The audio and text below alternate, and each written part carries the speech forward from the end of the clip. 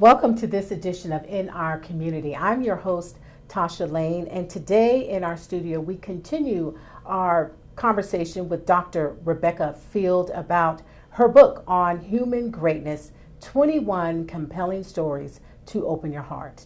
Thank you for coming to the show back again. So I appreciate you coming to the show. It's so good to be here, Good. Tasha. Thank you so much. You're welcome. So the last time you came, we didn't really get a chance to go into all of the stories in your book, so I definitely want to give you a chance to do that today. But before we get there, why don't you tell me about the book again? Oh, sure. I started at probably the tender age of 20 or 21 to inquire about who I was in a philosophical way, and I saw around me what I called mediocrity, and it was entirely here. But that's, it appeared to me at that time like it was on the outside, and at this point I know it was here. Right. Anyway, a full lifetime later, practically, I concentrate on greatness because I have experienced probably as much as anybody, and have just been aware of it because I'm philosophical, and I ask questions naturally about things like this. So anyway, greatness came to be a wonderful topic, and I saw it all over the place, and I think we all see it and are it ourselves, and it never appears twice the same way. Okay. With 7 billion of us. Just Wow. imagine Right. that. I doubt that there are any two alike, or a lot similar probably, Right. but not alike. And it fascinated me. And so I've gone over my own life here and have included in the book a few, really they're just vignettes of what I've experienced as human greatness, and it leaves me in awe. It's such a beautiful, beautiful thing. Yeah, it is. Now, is this book, is it ready? Is it out yet? No, by the end of the month. End of the month. I think so. And where can you get the book? You can get the book through Amazon.com or my website, which is RebeccaAField.com. Okay. And I'm hoping I've got that right. I don't look it up, so I'm not sure, but Okay, so it's either online or Amazon.com or your website. right. Okay, you can get the book. So tell me about greatness. I mean, what does that mean to you Well, since you wrote the book? it means, amazingly probably to some people, that I see a lot of will, strength of will. And will, as I'm interpreting it here, is in a higher sense. It's the willingness to give up one's ego, the willingness to sacrifice, the willingness to be real instead of carrying this facade that the society demands of us, and to be authentic. And I've probably known not much more than a half a dozen people in my life who have been truly authentic, and it's an absolutely magnificent quality, I think, and Right. and it's honesty, it's sincerity, it's love, it's justice, but It's a lot of things, right? it's a lot of It's a things, lot of things, motivated by a lot of things, and it's often spontaneous. So, does that help? It does. Okay. It does. So, and since you said that, I want to start with the story in your book, because I know off camera you shared a brief story about a man that you met on the street. Yes. Which I think is a great story. And you didn't get to tell it the last time, so I definitely want you to tell the story now. I'm so glad. Thank you. Mm-hmm. Tasha, this man has impressed me like a Zen koan. I don't know if you know Zen koans or not. No. Well, they're like riddles. Okay. And the question, why me and why this?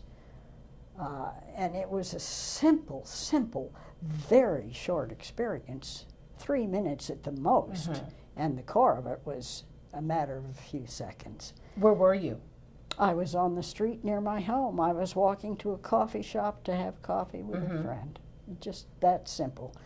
And I turned down a certain street, and I saw limping, definitely limping toward me, an African-American man, tall, slender, and terribly poor. Mm-hmm. I suppose, but also extremely rich in terms of the wisdom he had, I found out. And as we walked toward each other, there was a point when our eyes locked and met. Uh-huh. And I simply smiled at him. That's all that happened. I smiled at him, and he kept walking. When I smiled, he looked down, like he was embarrassed, or I don't know. Mm-hmm. And anyway, he got close enough, and I could take a close look at what he looked like and what he was wearing. And he had perfectly white hair, Mm-hmm. and the longest white beard I've ever seen, ever, any place in the world on a human male. Wow. Well below his navel, I'm sure, and it tapered. Wow. It tapered. I wondered, frankly, if he'd ever cut it. Mm-hmm. Anyway, he was apparently an old man, and he was wearing a black stocking hat and a navy blue pea coat, Mm-hmm. very worn blue jeans, Mm-hmm. and scuffed boots. Like, I have never seen anything like this in my life, and I've been all over the world. Mm-hmm. But he had on the toe of his boots, he had circles in primary and secondary colors except for lavender or purple. Wow. And they were of different sizes. They were perfectly round, and they were so perfectly round that they could have been drawn with a compass. Mm-hmm. And big and little and just scattered there. No splatter marks. So what did he do? How did he get a bunch of colored circles on his shoes? Right. I wondered. Mm-hmm. I didn't ask him, but I wondered. And he got up here about next to my left shoulder, and he stopped, and I thought, oh my goodness, what's this going to amount to? Mm-hmm. And I looked at him, and his face was long and oval this way, and beautiful tan skin, very smooth, and a face of total kindness. And he said to me, I think he was looking for words at first, and then he said, "It is joy that wakes us up every morning." Mm. Well, I was just totally shocked. And I managed somehow to say, "And may joy be with you all the rest of every day." And then he walked on. That's all there was to it. Wow. But it was like well, I look back on it and I can say he was 100% human, Mm-hmm. but he was also 100% not human. Mm. Something very special, incredibly special, and he gave me that gift of saying, "It is joy that wakes us up every morning." And so it comes to be a kind of like a Zen koan to me, a riddle, if you will, because why me? Right. Why was I the recipient of such an exquisite gift? And what am I to do about it? What am I to do with it? And I have a hunch, I know, but anyway, just a wonderful, wonderful, extremely beautiful experience. Right. And it was very short. And he demonstrated every aspect of human greatness I think you can imagine. So much so that you're still talking about it. I mean, still talking about it. And you wrote often, about it. Tasha, I'm not a weeper. I just don't do that. But I can still get weepy over it because he was so sincere and so authentic. Right. And you rarely see this quality in people. It's exquisite. Wow. Yeah, Yeah. special. Yeah. Did you wonder who Joy was when he said it's joy that wakes you up in the morning? Did I wonder why? Well, you know, I've been one who has learned from childhood to shut off the feelings. So I don't know that I could ever highlight one experience except this one over any other as being filled with joy. Okay. Okay. But, you know, he kind of taught me, and I watch for it now, and it happens rather frequently. Okay. Which is well, nice. That's good. Yes, it Yeah, is. That's good. Okay. So I know you've shared that you've traveled all over the world. I have. And you've had an opportunity to look at how greatness is displayed in other cultures. Why don't you talk about that? What you've found across the years. Well, you know, I went to Japan first, and I was quite taken with Japan and the Japanese people. And I remember riding one of the bullet trains on the southern part of the main island. I think it's called, well, I don't remember.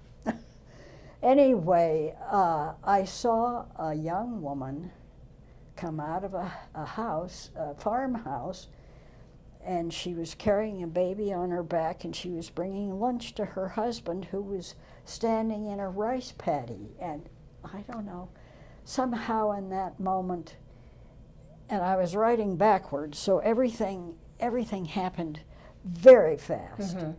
And there was an element of sacredness in that scene that I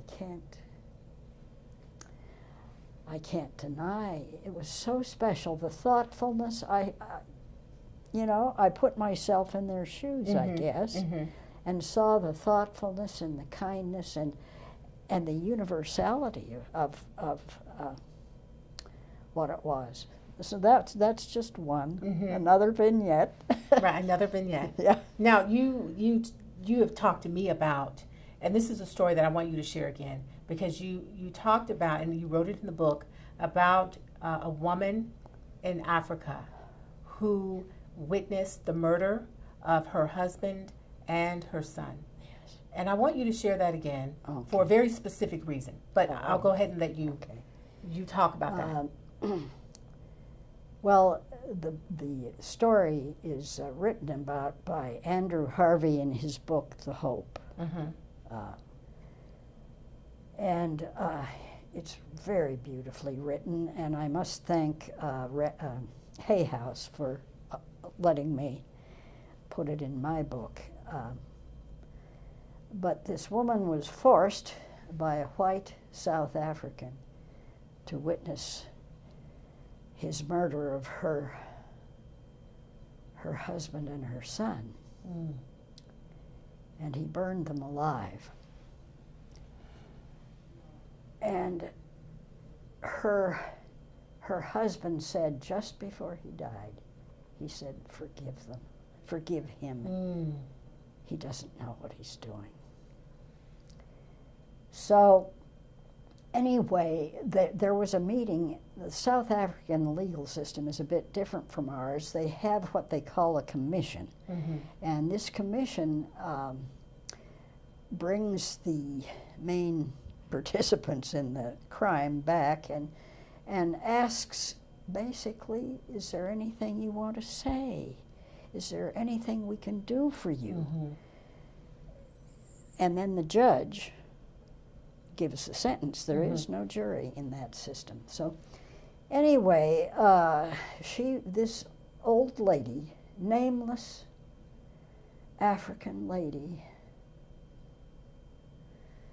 was in this courtroom, and the audience was a bunch of people that she'd been in the ghetto with, her neighbors. And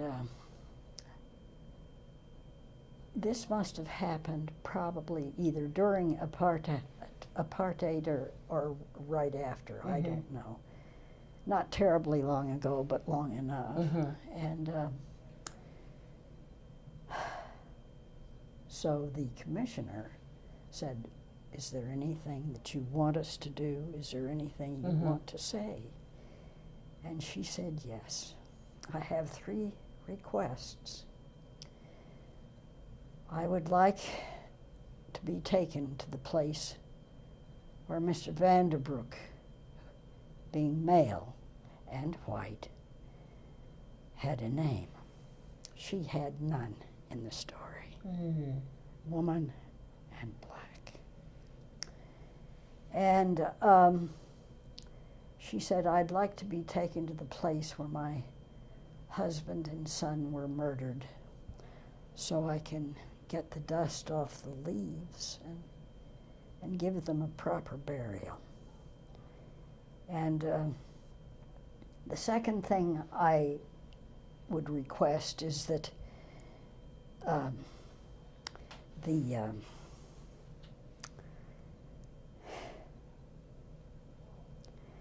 Mr. Vanderbroek be brought to my ghetto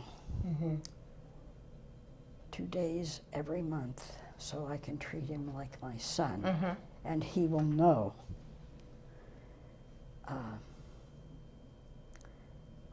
he will let me love him as my son. Well,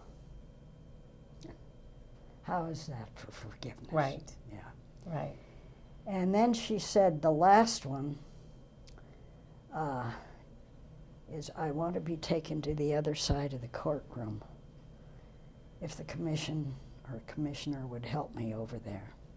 She must have been very old. And somebody came and held her as she went over, and she said, I want to embrace Mr. Vanderbroek as if he were my son. Wow. So that he'll know that I have forgiven him. And he fainted. He passed clear out. Wow. He was so shocked that he passed out. And anyway, it's a story of forgiveness that's so powerful. It is. And full of such tremendous wisdom that it's hard for me even to say. Yeah. And I've told this story to many people, and you know, some people just burst into tears because it's so extremely moving and so genuine about what forgiveness is really all about. Yeah. And the will that's involved of stepping aside the human ego and forgiving or sacrificing yourself for someone else. Right. And that's true greatness. And the reason I asked you that is because we've had a lot of tragedies here in just, you know, in the last couple months in this country, other places too, with the terrorist attacks and the hurricanes and fires and all of that. And from that story that you just told, there are a lot of people that are suffering. A lot of people have been wounded. They've lost family members. They've lost their homes. They've lost everything. So what would you say to that person about, can greatness come out of this? And what lesson would you give them about their situation now that you have experienced this woman's level of forgiveness? Yeah. Well, you know, I think every human being is given the responsibility to know who they are and find the goodness that's there in them. And it is inevitably in every single one of us. And to expand it and take the responsibility to let other people know. I know that up there in Sonoma and was it Santa Rosa too? Yeah, Santa Rosa. There were acts of heroism that were just spontaneous and sincerely meant just as acts of love to try to save a life. And I think that happened in Nevada too, where there was this terrible shooting and a lot of people were killed. Right. And then there have been people killed in the storms in Texas, and the scene goes on and on. And so I think self-knowledge helps, and you know, the love of the heart goes on forever. It does. And it's touching that. If you know yourself, then you know that that's there because it's in every one of us. And Right. that's the power, I think. And I think it's a good time to encourage someone else because there is, like I said, there's been so much tragedy lately, and people are feeling a bit of despair, like there's just no hope. But then we're talking about something called greatness, human greatness, that you said earlier is in all of us. And I want you, and you talked about what it is. Now I want you to tell me, I'm going to just say a phrase, and I want you to fill in the blank. Okay. So I'm going to say to you, greatness is not what? Forgetting to help other people. What else? What else? It's hatred, I'm sorry, it's racism, it's selfishness, it's antagonism, it's separativeness. It's not, so greatness is none of those things. It's none of those things. But greatness is.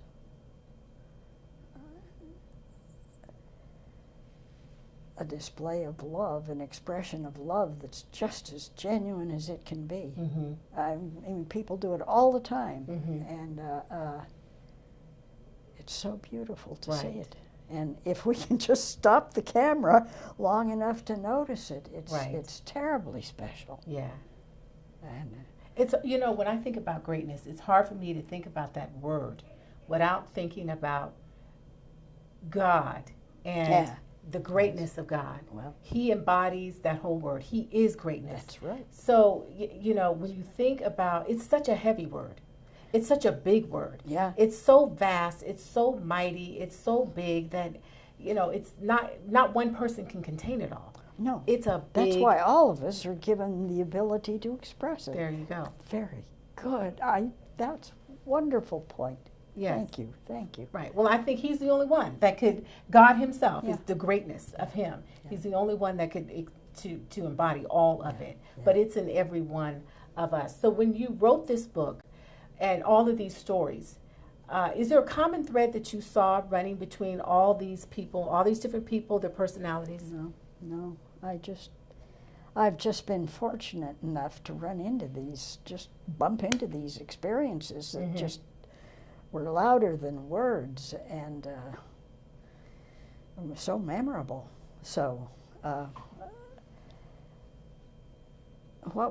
you're looking for the thread that carries it out, and I finally hit on the word greatness because it kind of says it all, and it's something we all understand, and it leaves us breathless and full of wonder and gratitude. Right. Yeah.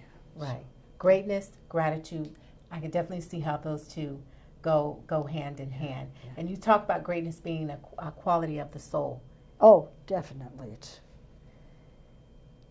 And that's the reason I chose that word, is because it is a quality of the soul that is, we all have one, and it's expressed there Okay. through the personality. Well, I appreciate you coming to the show today. Now, we're going to do another show, and we're going to go a little bit more in detail about your book and some more stories that you have in the book, because there's a lot that you have to share, a lot that you want to tell us. So we're going to do that. But thank you for coming today to the show. Okay? Thank you. Thank you for watching. I'm your host, Tasha Lane, for In Our Community. Good night.